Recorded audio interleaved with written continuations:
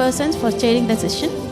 Now we'll move on to next session. Next session is pro and con session on the topic regional anesthesia in pediatrics. Dr. Madhavi Ravindra will be talking for the topic and Dr. Chetan Anand will be talking against the topic. I request Dr. Madhavi Ravindra ma'am on stage, please.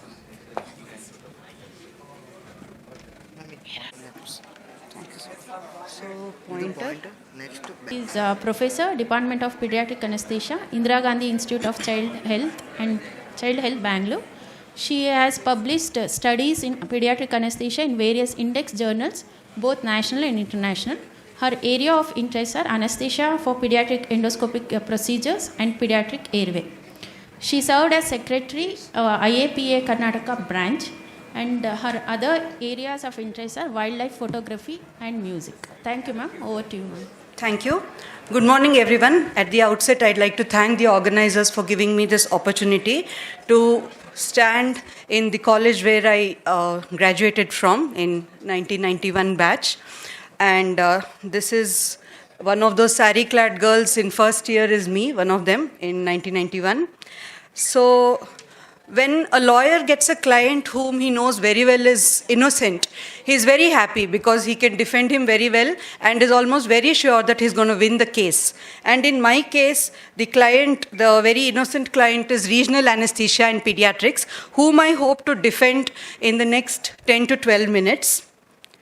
Regional anesthesia has been trending from the past almost 2 decades in pediatric anesthesia, and the reasons are multiple. So whenever there's a new procedure to be adapted, the first thing that we want to ensure is that it is a safe procedure as declared by a large number of studies, and it is efficient, and also that it adds value to what you're already doing in your practice. And all these things have been proven time and again in many retrospective and prospective studies. These are some of them here.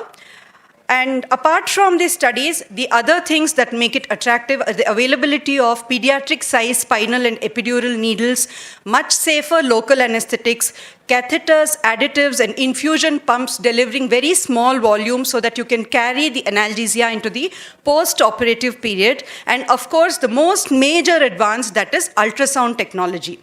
But is it just enough if you have ultrasound, you have the needles, you have the good drugs? The most important thing, in spite of having all this, is that you have to have the skill to give a very good regional block in a child. And that skill is also now very freely available. As you can see, when you Google, you just find so many courses and workshops going on, online courses. These, they are conducted by so many forums which are just dedicated to regional anesthesia. There are fellowships in regional anesthesia.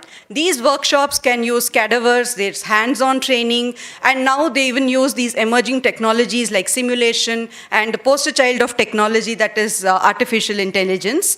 So there is a mad rush to learn regional techniques and skills by most anesthetists nowadays. So there should be something good about regional anesthesia, right? If so many of us want to learn it, and let us see if there is really any good, and there is a lot of good, and in the next few minutes, I will just briefly tell you what is so good about regional anesthesia.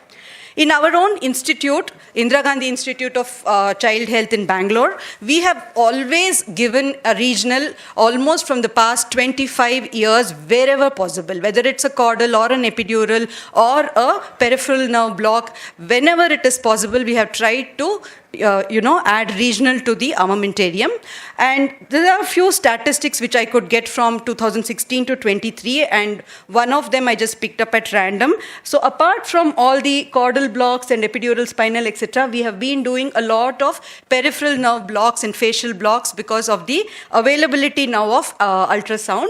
And what I just want to highlight is, with all these numbers that we had, we have seen very, very few complications, very small ones like probably a postdural puncture headache, which resolves on its own with very mild treatment. So the first thing when you think of regional, of course, is analgesia. That is the thing primarily for which you use regional. And analgesia, as you all know, is recommended to be multimodal.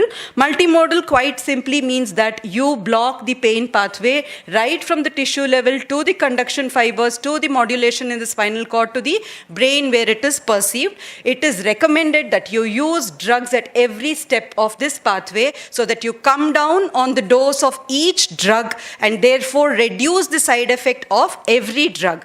Also, the analgesia which you get when you use this combination is far more superior than when you use just one modality. So why do you think we should, earlier the opioids were the mainstay of analgesia, but why the need to reduce or replace opioids or for that matter any sedative in general anesthesia? The answer is quite obvious. In pediatrics, the immature organ systems are sensitive to all the depressant actions of these anesthetic drugs, whether it is the respiratory system, the CNS, or the CVS. To just tell you, suppose you've given your propofol, your fentanyl or morphine, and the isoflurane, and at the end of the procedure, you are trying to extubate the child, but the child is not breathing well. The surgeon is pacing, he wants to start the next case, or you yourself want to get out of the OT once the child is shifted, but the child is not breathing. Okay, you've extubated the child, there is tongue fall because the child is still sedated. You think that you've done a good job and you've shifted the child to the recovery. There may be apnea in the recovery room, or there might be a tongue fall, or the CNS sedation where there's a risk of aspiration may have a silent aspiration. This may or may not be detected in the recovery room. The nurse rushes the child back into the OT. So this is a very messy situation, all because of the depressant actions of either the opioids or the sedatives or the inhalation agents. So these I was telling you about the normal pediatric population. When you add certain comorbidities to these children, the risks, the same risks become much, much more. Apart from the benefit of reducing the sedative actions, regional on its own has some benefits, like it is more effective against visceral pain like bladder spasms. The depth is far superior to the opioids or any other drugs. When you do a thoracotomy and put a thoracic epidural, you can easily extubate the child on table because the pain of the respiratory excursions, the spontaneous excursions, is taken away. You can avoid post-op ventilatory support, come down on the oxygen requirements. Obviously, when you have reduced the sedation, the recovery is also that fast. Since we are using regional anesthesia and extending it into the post-operative period, the child who has received, the analgesia looks somewhat like this. He's sitting up, not crying. The parents look pretty happy. The nurses can do all these jobs without an uncooperative child hampering it. So apart from this reason of reducing the depressant effects, is there any reason for which you should reduce the anesthetic agent dosage? A study in rats has shown that general anesthetic exposure has caused apoptosis in the immature brain of rats, which could also be true for human beings, though it has not been proven. So the FDA has recommended that in children under the age of 3 years, for procedures more than 3 hours, or when children come for repeated procedures, it is advisable to reduce the general anesthetic requirement by adding regional anesthesia.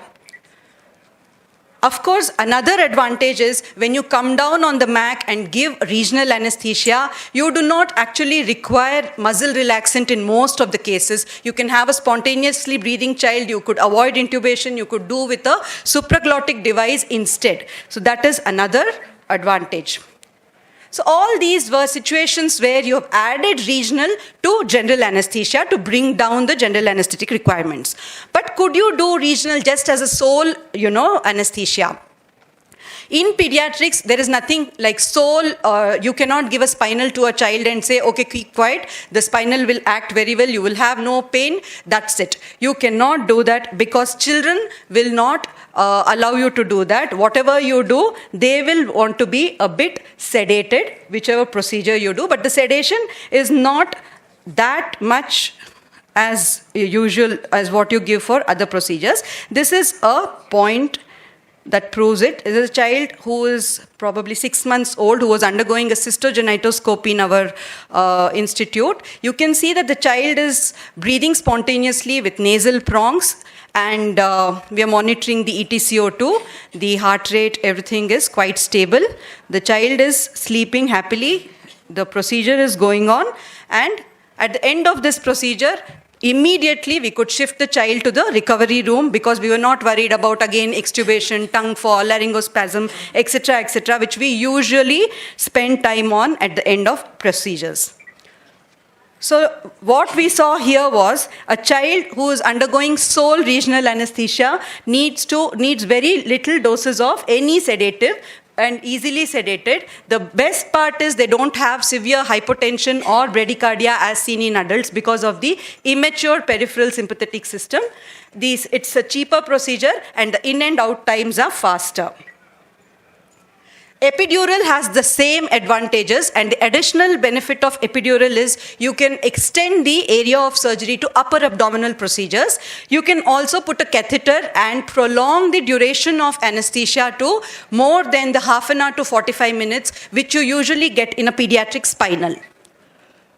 This is a study which I did, and this was published. The same thing, it is a sole epidural in which through which we gave 0.5% bupivacaine for motor blockade for children undergoing hypospadias repair.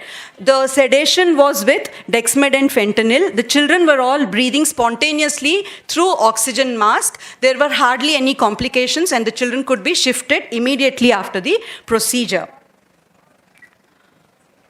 Those are all normal children where you give sole anesthesia with regional. But how about children who come with comorbidities? And ours being a tertiary institute, we see a lot of these children. This is a case of Morquio syndrome where the child had these are some of the anesthetic implications. A large tongue. So the minute you give sedation at induction, there is a chance of tongue fall. Mask ventilation would have been difficult. The neck, as you can see, had limited extension. So you do laryngoscopy, you may not see the cords. There is a very kyphot, and suppose you've managed to intubate and the procedure has happened, and then at the end of surgery, this kyphotic restrictive kind of lung will then the risk is that the child may not breathe well and may have to go on ventilator. So this child was again managed with a sole epidural, 0.5% bupivacaine, which gave motor blockade. The airway could be managed with iGel, spontaneously breathing child with very minimal sedation, and he did pretty well. So just to briefly go over the kind of patients whom you should select for sole regional are those where you want to avoid manipulation of the airway for whatever reason. You don't want depressant effects on respiration. For instance, children with neurological, neuromuscular, metabolic, risk of malignant hyperthermia, lung disease. Emergency situation. For instance, a torsion testis has come, child has just had a feed, you cannot wait for the NPO period. You can probably manage with very minimal sedation with midazolam and a spinal or an epidural. You can also try sole regional in children with cardiac abnormalities. Recently, we had done a case of tetralogy of Fallot, a neonate who came with a hernia with spinal. Another indication where you can offer sole regional is parents who have Googled about general anesthesia and they have seen about that rat study and they want to, they're worried whether their children will have any neurological problems later in life. So you can give them the choice of sole regional anesthesia too. A small word about chlorprocaine, which has made a comeback because of its better, metabolic profile, which can be used in epidural infusions rather than the amide local anesthetics, who has made an inroad into regional anesthesia practice because of its mentor, the ultrasound. The ultrasound has ensured that peripheral nerve blocks can be given with a very high success rate because of You can see the landmarks, you can see any underlying defects, you can see the vital structures and avoid them. You can prevent intravascular injections. The onset, therefore, is shorter. There is precision. You can give lower doses of the anesthetic and also reduce any other complication. You can also insert a nerve catheter so that the analgesia is continued into the post-operative period.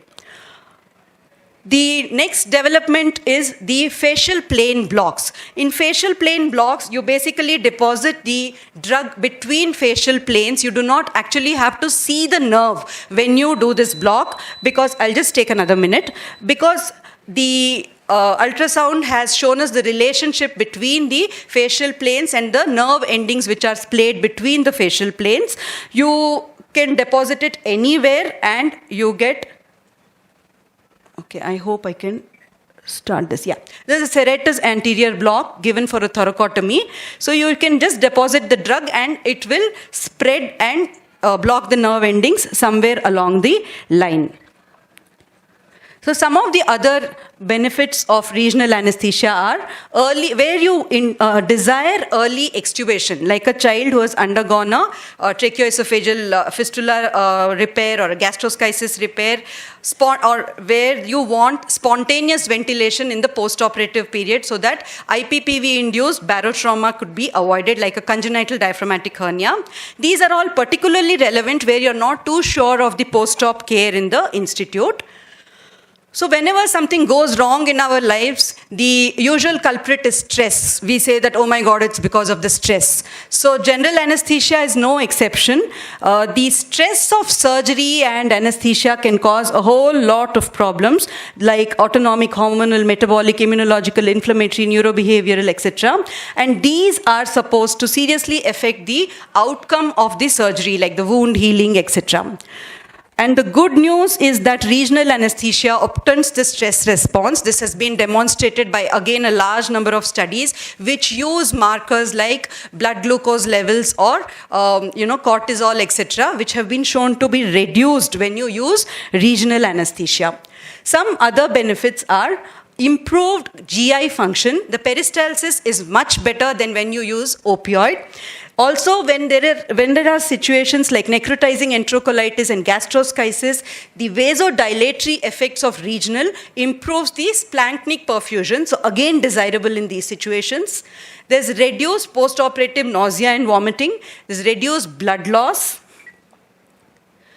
Regional anesthesia can also be used in chronic pain situations where the intractable pain, post-herpetic itch, or any other pain where there is an autonomic component. Chronic pain, the terminally ill patients can also benefit with a regional epidural pump or a spinal pump, which will then bring down their opioid requirements. Such children can be then taken care of in their own homes, because when you're not giving so much of opioid, these children would not require that much of monitoring, and it is always preferable to have end-of-life care in their homes. Some other situations, these are mostly theoretical. I have not seen anyone reducing a simple fracture in the emergency room with a caudal or a regional block, or even an incarcerated inguinal hernia with a caudal block. They usually come to the OT, but these are theoretical indications.